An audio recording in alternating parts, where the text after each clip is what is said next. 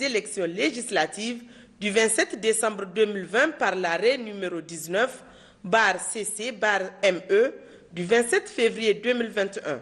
Au terme de cet arrêt, les partis politiques ci-après ont obtenu le nombre de sièges suivants. PNDS Taraya 79 sièges, Modern Lumana Africa 19 sièges, MPR Jamhouria 14 sièges, MNSD Nassara 13 sièges, CPR Inganti 8 sièges, RDR Tchangi 7 sièges, MPN Kishinkasa 6 sièges, ANDP Zamalahia 3 sièges, PJP Génération Doubara 2 sièges, RDP Jama'a 2 sièges, RPP Farilla 2 sièges, ARD Adalti Mutunti 2 sièges, Amin 2 sièges, MDN Falala 2 sièges, RSD Gaskia 1 siège, ADEN Karkara 1 siège, PSD Basira 1 siège, ADR Mahita 1 siège et RNDP Anema Banizumbu 1 siège. Les partis ci-dessus cités sont invités à déposer auprès du greffier en chef de la Cour constitutionnelle au plus tard le mardi 2 mars 2021 à 18 h les noms des candidats et leurs suppléants devant occuper les sièges obtenus dans le respect des dispositions des textes suivants. 1. Article 3 du décret numéro 2020-670-PRN-MISP-D-ACR-MPF-PE du 26 août 2020 portant modalité d'application de la loi numéro 2000-008 du 7 juin 2000 instituant le système de quotas dans les fonctions électives au gouvernement et dans l'administration de l'État, modifié et complété par la loi numéro 2019-69 du 24 décembre 2019. Au terme de cette disposition, le parti politique est tenu d'affecter la proportion d'élus de l'un ou de l'autre sexe correspondant aux 25% dans la détermination du quota sur chaque liste, lorsque la fraction restante est supérieure ou égale à 0,5%. Il est arrondi à l'excès jusqu'à l'obtention du taux de 25% sur la liste globale de la circonscription électorale. 2. Article 143, alinéa 1 et 2 du Code électoral qui dispose que les listes des partis politiques doivent obligatoirement comporter au moins 75% de candidats titulaires au moins du BEPC ou de son équivalent et 25% au plus de ceux ne remplissant pas cette condition. Dans ce quota, les circonscriptions spéciales sont intégrées dans les régions dont elles relèvent. Sur le même chapitre, le chapitre politique, sachez que le nouveau président élu Bazoum Mohamed continue de recevoir les félicitations des chefs d'État des pays amis. Aujourd'hui, il a reçu un message de félicitations du président Assouman Azali de la République islamique de Comores. Autre communiqué qui émane cette fois-ci du secrétariat général de l'Assemblée nationale. Le président de l'Assemblée nationale a l'honneur d'informer, mesdames et messieurs les députés, que l'ouverture de la première session extraordinaire de l'Assemblée nationale au titre de l'année 2021 est prévue pour le lundi 1er mars 2021 à l'hémicycle Place de la Constitution à partir de 10 h. Les initiatives se multiplient sur l'ensemble du territoire national pour asseoir la paix et la cohésion sociale. C'est dans cette dynamique qu'une séance de lecture de 5 courants suivie de Fatia a été organisée ce matin à Tanout, une activité initiée par le comité de gestion de la mosquée Khair al-Oumma d'État avec Mohamed Lodjilo et Abdraman Mazou. C'est la mosquée Khair al-Oumma du quartier Sahara de Tanout qui a servi de cadre à cette séance de lecture du Saint-Coran suivie d'une Fatia. Une rencontre qui a enregistré la présence des autorités administratives, coutumières, les élus locaux, les leaders religieux et un grand nombre de la Oumma islamique, hommes et femmes. Un acte recommandé à la communauté musulmane par Allah subhanahu wa ta'ala dans son livre saint, le Coran, verset 110 de la sourate Imran, défini comme communauté qui doit ordonner le convenable, à savoir la paix, la concorde, la solidarité, le respect mutuel, la tolérance religieuse, la fraternité ainsi que toutes les vertus pour bâtir une communauté unie, viable et capable de surmonter tous les défis. La même sourate instruit la communauté à s'interdire les blâmables, la désunion, la violence, la haine, les mépris, les dénis de la vérité et la foutna pour éviter de tomber dans la ruse du Satan. Ce sont des valeurs universellement reconnues et admises par la Oumma islamique. La lecture du Coran et les invocations font partie des activités quotidiennes d'une mosquée. Mais compte tenu du contexte actuel, il est de notre devoir, c'est un devoir pour nous, de conférer à ces activités une dimension de rappel. Car l'être humain a tendance à polémiquer et à nier l'évidence.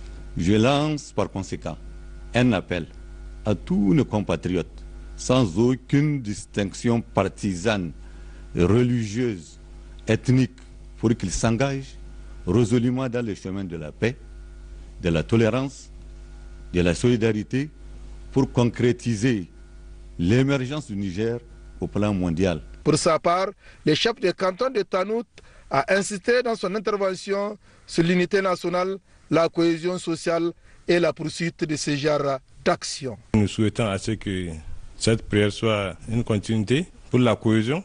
Le secrétaire général de la préfecture de Tanout a quant à lui apprécié la qualité de cette initiative du comité de gestion de la mosquée Khair al-Umma. Nous espérons que par la grâce de Dieu, cette séance de prière nous aidera beaucoup. Les leaders religieux de la localité ont saisi cette occasion pour lancer un vibrant appel aux fidèles à promouvoir la culture de la paix et de la fraternité entre toutes les filles et fils du Niger. Sous le même élan, la reine de lutte traditionnelle de Tawa a servi de cadre au lancement de la journée de mobilisation spéciale pour la paix et la violence post-électorale au Niger, organisée par l'ONG SOS Civisme Niger avec l'appui financier de l'Union européenne. Le point avec Sherif Fatou Mahmoud. Cette journée de mobilisation sociale pour la paix et la non-violence post-électorale qui intervient après les différentes échéances électorales a vu la mobilisation de la jeunesse de Tawa, mais aussi des délégations venues d'autres régions du pays dans le but de réveiller la fierté de vivre ensemble dans la paix et la tolérance qui font un peuple, une nation au destin commun. Notre peuple qui fait face à de multiples défis, dont sécuritaires, a plus que jamais besoin de la paix pour amorcer son développement, tout en bannissant les violences qui sont dommageables à notre fraternité et en cultivant la culture du progrès et du travail, parce qu'après tout, c'est à nous de construire notre pays. Aussi, il convient de rappeler à l'ensemble des citoyens de ne céder à aucun acte à la violence, tout simplement parce que les contestations de quelque nature qu'elles soient en République du Niger doivent être portées devant les juridictions compétentes en usant les voies de recours prévues par les lois en vigueur. Occasion saisie par le secrétaire général adjoint du gouvernorat de Tawa de réitérer ses remerciements à l'endroit de l'ONG SOS Civisme pour cette initiative et invite le peuple nigérien à promouvoir la culture de paix et de tolérance qui constitue la richesse du pays. Je profite de cette opportunité pour lancer un appel à tous les citoyens nigériens en général, notamment les jeunes, pour faire la promotion de la culture de la paix et de se garder de poser des actes contraires à l'unité nationale qui constitue la richesse de notre pays.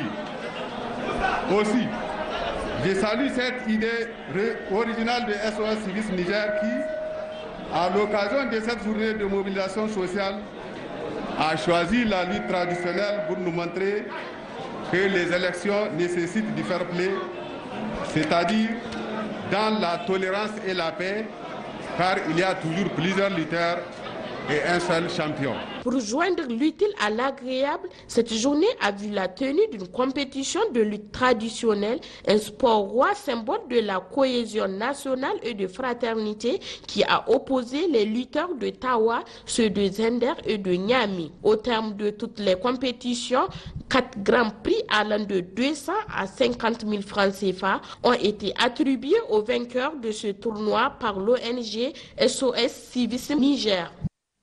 Sur un tout autre cas, l'association des ressortissants du Zarmaganda dénommée Assinehine était hier à Mangaise, commune rurale de Tonikwindi. L'objectif de ce déplacement offrir une assistance en produits vivriers et non vivriers à ces populations victimes de violences. Le point avec Loli Moutar Menessara. C'est une journée historique qui sera ancrée à jamais dans l'esprit des populations du Zarmaganda, particulièrement celle de la localité de Mangaise et alentour. En effet, l'association Hassan Dehine vient une fois de plus assister ses frères et sœurs victimes du drame survenu à Zarumdare et Tchomabongo.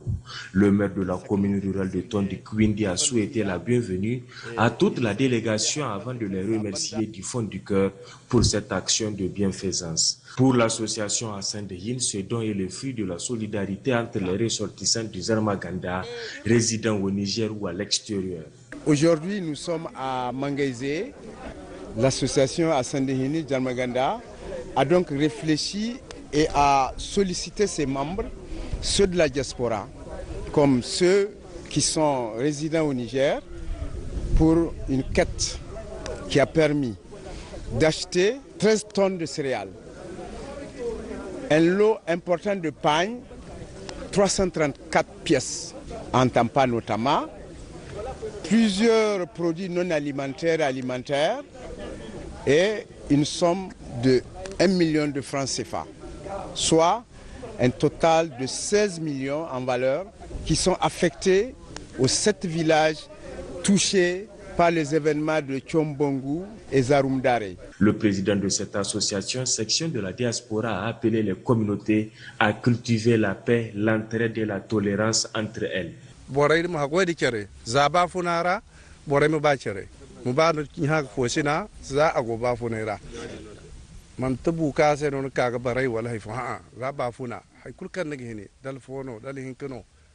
matase hakika mo lokaci to irin ya fen di kerase zama irin kutalti ko no bore mi ya fa he kan te gibisiyan irin bisan ni wone ngata samba kan diaspora bore ini mi to nan bora kulga il ko se lokaci to zama gan bore mi kerdi irin wari ko mi labono la kalkanai in soje kan go bore batu ko subhanahu wa ta'ala mi no sai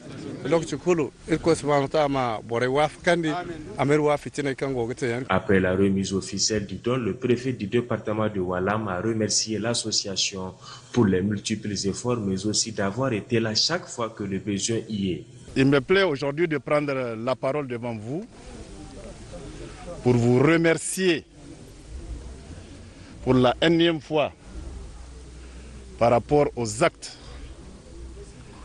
de l'association Hassan Dehine. Ce n'est pas la première fois que j'assiste aux dons de cette association. L'association Hassan Dehine est une association à saluer. À saluer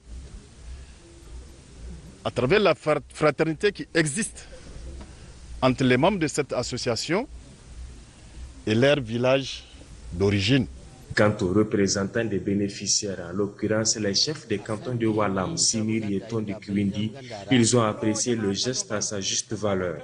Pour rappel, l'association Hassan Dehine est un groupement de ressortissants du Zarmaganda qui s'est fixé comme objectif l'assistance des populations de cette zone. Récemment, elle a fait don de plusieurs produits pharmaceutiques, des lits et autres équipements sanitaires au profit de l'hôpital du district de Walam. Une page nécrologique de cette édition pour noter le décès hier soir à l'hôpital de référence de Niamey de Zakar Maman, de son vivant correspondant permanent de l'ORTN et de l'ONEP à Tillabéri. Le directeur général de l'ORTN, le gouverneur de la région de Tillabéri et plusieurs de ses amis lui ont rendu un dernier hommage hier après-midi au cimetière musulman de Yantala, Rissi, Adina Al-Galaz, Ousmane Sanyam. Vulnérables de 4 autres villages, notamment Talé, Kassani, Atformaï et Babagade Kwara, en raison de 30 femmes par village, bénéficient également de 3 têtes de caprin chacune, 2 femelles et un mâle. Samedi dernier, il était en reportage à Ayuru. 2 jours auparavant, il était à Filingué, venant de Terra pour un autre reportage. Bref, Zakari Maman était un reporter chevronné, infatigable et toujours plein d'inspiration pour tout genre de reportages. Même s'il est vrai que nul n'est indispensable, il était un maillon important dans la chaîne de travail que nous constituons au niveau de la station régionale de Tillabéri, où il collaborait depuis plus de 25 ans, en même temps qu'il était correspondant de l'Office national d'édition et de presse ONEP. Zakari Maman est né en 1961 à Gourès, région des Indères, où il fit ses études primaires et secondaires avant d'intégrer les centres de formation de cadres d'alphabétisation. Il en sortit nanti d'un diplôme d'instituteur adjoint. Après l'obtention de son diplôme, il fut affecté à Kolo, puis à Tintbaraden, Keita, Filingué et enfin à Tillabéri, où pour la passion du journalisme, il a été correspondant permanent de l'ORTN et de l'ONEP jusqu'à la date de son décès, ce vendredi 26 février 2021. Zakari Maman était marié à une femme et père de 5 enfants. Il a été inhumé ce samedi au cimetière musulman de Yantala, où pour cet ultime voyage, ses parents, amis, connaissances sont venus d'Ayuru, Terra, Filingué, Tillabéri et Niamey pour lui rendre un dernier hommage. L'on y comptera le gouverneur Ibrahim Tidjani Katala, Seydou Ousmane, le directeur général de l'ORTN, les secrétaires généraux de la région de Tillabéri, les préfets d'Ayuru, celui de Terra, pour ne citer que cela, les directeurs centraux de l'ORTN, mais aussi ses collègues de travail. Zakari Maman a laissé l'image d'un homme discret, modeste, humble, jovial, très disponible, qui aime travailler sans relâche. Il était très respectueux, aussi avait-il l'estime de tous.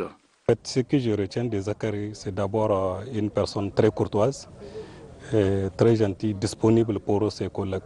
Il y a une différence d'âge entre lui et moi, mais à chaque fois qu'il se présente à moi, il m'appelle chef au point où ça me gêne. Je reconnais à lui une personne très disponible. À chaque fois qu'on est dans la zone pour les reportages, c'est un confrère. Moi, je suis de la presse écrite, lui, il est de l'ORTN. Mais il nous a toujours apporté le soutien et l'appui nécessaire, comme il le fait avec ses collègues de l'ORTN. Donc, je garde de lui vraiment le souvenir d'une personne courtoise, gentille, que son âme repose en paix. C'est une très grosse perte pour l'ORTN. Zakari Maman, c'est quelqu'un qui a toujours tout donné. Moi, je l'ai connu d'abord quand j'étais du côté de la radio. Zakari Maman, c'est quelqu'un qui peut te faire chaque jour 2, 3 reportages et très humble. Il ne demande jamais de transformer ou de faire quelque chose. Quand il fait son reportage, il laisse à l'appréciation de la radio. La radio diffuse régulièrement ses reportages. C'est une très bonne plume aussi, il écrit très bien.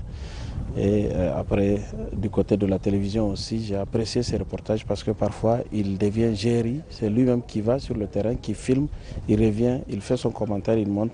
Donc c'est une très grosse perte pour l'ORTN. Et quant à l'homme, c'est encore autre chose. Parce que j'ai séjourné plusieurs fois à Tillabéri où chaque fois il est disponible, il est disposé à mettre les gens dans les meilleures conditions.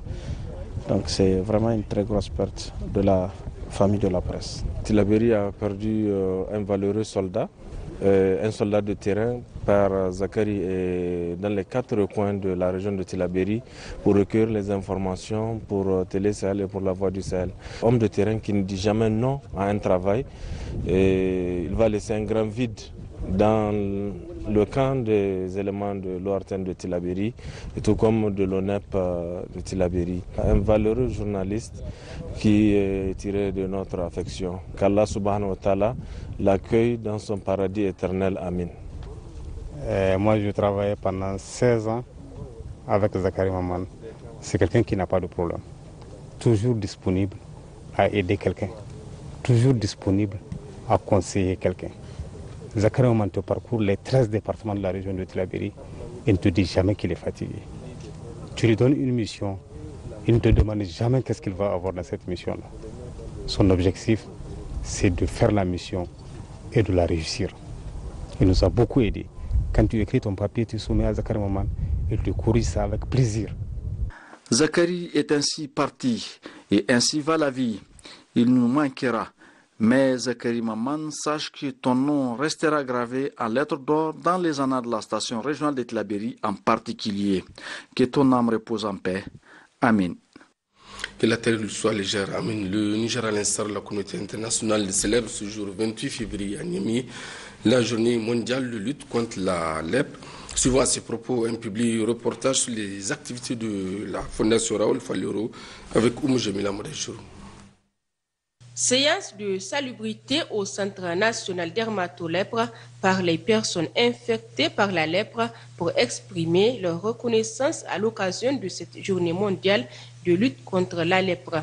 En effet, depuis l'institution de cette journée, d'importantes actions sont menées sur plusieurs plans pour améliorer la santé et les conditions de vie de ces personnes. Nous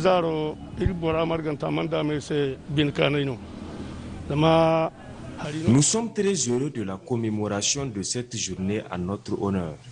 Nous remercions tous les acteurs et partenaires qui œuvrent inlassablement dans le cadre de la lutte contre la lèpre. Avec les actions qui sont en train d'être mises en œuvre, on note des améliorations. Personnellement, mon état de santé s'est amélioré. Cette année, la journée a été célébrée sous le thème « Sensibilisation, meilleure stratégie de lutte contre la lèpre ». La journée mondiale de lutte contre la lèpre, instituée par la Fondation Raoul Falero, par Raoul Falero lui-même, c'est pour aider, c'est pour amener le monde entier à s'occuper des personnes affectées par la lèpre. Parce que les lépreux étaient abandonnés dans le temps. Ça, c'est la 68e journée. Donc, ça fait 68 ans déjà que cette journée est célébrée dans le monde entier. Au Niger, la prise en charge de cette maladie est assurée gratuitement par le Programme national de lutte contre la lèpre en collaboration avec ses partenaires. C'est un programme qui a été mis en place en 1992 suite à la résolution de l'Assemblée générale des Nations unies en 1991 dans l'objectif de l'élimination de la lèpre en tant que problème de santé publique. Depuis lors, d'importants résultats ont été enregistrés dans ce sens. En 1992, le programme national de lutte contre la lèpre a vu le jour et avait comme objectif, conformément à la directive de l'OMS, d'éliminer la lèpre en tant que problème de santé publique au Niger, c'est-à-dire avoir moins d'un cas pour 10 000 habitants. Et c'était un objectif fixé à l'horizon 2000. Et généralement, cet objectif n'a pas été atteint en 2000, mais c'est en 2002 que le Niger est parvenu à éliminer la lèpre en tant que problème de santé publique sur le plan national. Les stratégies qui ont concouru à cela, c'est surtout la polychimiothérapie, c'est-à-dire la disponibilité pour la prise en charge spécifique des cas de lèpre basée sur la PCT, c'est-à-dire la polychimiothérapie qui est une triple antibiothérapie comprenant de la rifampicine, de la dapsone et de la clofazimine. Donc en ce moment, jusqu'en 2003, les régions aussi ont éliminé la lèpre, mais la lèpre continue à être problème de santé publique depuis lors dans certaines structures de santé périphériques, à savoir les centres de santé intégrés. En 2020, nous avons 16 centres de santé intégrés qui n'ont pas encore éliminé la lèpre. Et globalement, nous avons 277 nouveaux cas en 2020. Donc, si nous estimons qu'il y a une avancée très significative par rapport au tout début de la lutte, c'est-à-dire en 92 où nous avons en termes de prévalence environ 6306 cas en traitement à la fin de l'année 1993. Maladie infectieuse, guérissable, la lèpre peut être prévenue en cas de dépistage et de prise en charge précoce. Tant que les gens sont détectés précocement et pris en charge précocement, les possibilités d'avoir des infirmités sont très minimes, voire absentes. Et cela nécessite beaucoup d'efforts dans le domaine de la prévention. La lèpre, c'est une forte stigmatisation et même une autostigmatisation par rapport aux personnes même atteintes de cette maladie, qui continuent d'ailleurs à croire que la lèpre est autre chose qu'une maladie infectieuse, que c'est lié à un mauvais sort ou toute autre croyance religieuse qui ne permettent pas de mener convenablement la lutte dans la communauté. Donc la sensibilisation de la population est aussi un volet très important pour parvenir à mettre fin à la transmission. Au Niger, les personnes infectées par la lèpre sont soutenues et appuyées par plusieurs organisations internationales comme TLM Niger. La vision de TLM, c'est la lèpre vaincue, des vies transformées. Nous travaillons dans 6 régions du pays. À Niamey, par exemple, où nous sommes en train de fêter, nous avons fait d'importantes réalisations à l'endroit des personnes affectées, que ce soit leur permettre d'avoir des abris décents ou leur permettre d'avoir des activités génératrices de revenus. Alors nous leur venons en aide, n'est-ce pas, pour leur permettre d'avoir une vie meilleure. Nous appuyons aussi la scolarisation de leurs enfants. Nous appuyons l'apprentissage des petits métiers, n'est-ce pas? Tout ça pour leur permettre de lutter contre la pauvreté, les questions de discrimination, de rejet, de stigmatisation. Plusieurs actions restent encore à renforcer pour atteindre l'objectif de mettre fin à la lèpre d'ici 2030. Entre autres, la campagne de dépistage et la sensibilisation de la population pour faire comprendre que la lèpre n'est pas